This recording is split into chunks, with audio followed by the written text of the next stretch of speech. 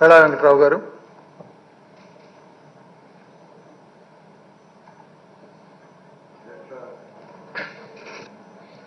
నాగిరెడ్డి గారు 92లో వాళ్ళ బ్రదర్ శేఖర్ రెడ్డి చనిపోయిన తర్వాత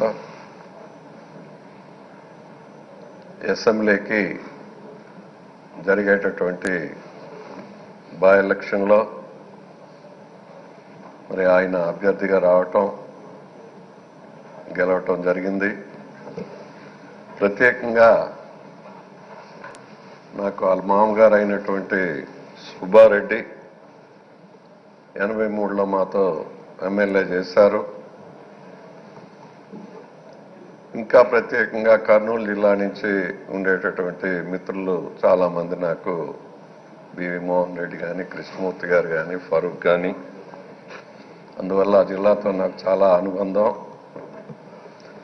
ప్రత్యేకంగా నాగిరెడ్డి కూడా యూత్ కాబట్టి మా అందరితో చాలా సరదాగా కలిసిమెలిసి ఉండేటటువంటి వ్యక్తి.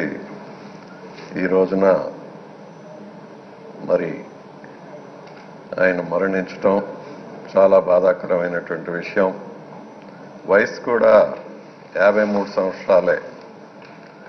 ఇంకా 20 సంవత్సరాలు నార్మల్గా ఉండాల్సినటువంటి వ్యక్తి అకస్మాత్తుగా భగవంతుడి పట్టుకుపోవటం చాలా బాధాకరంగా ఉంది అని చెప్పి ఈ సందర్భంలో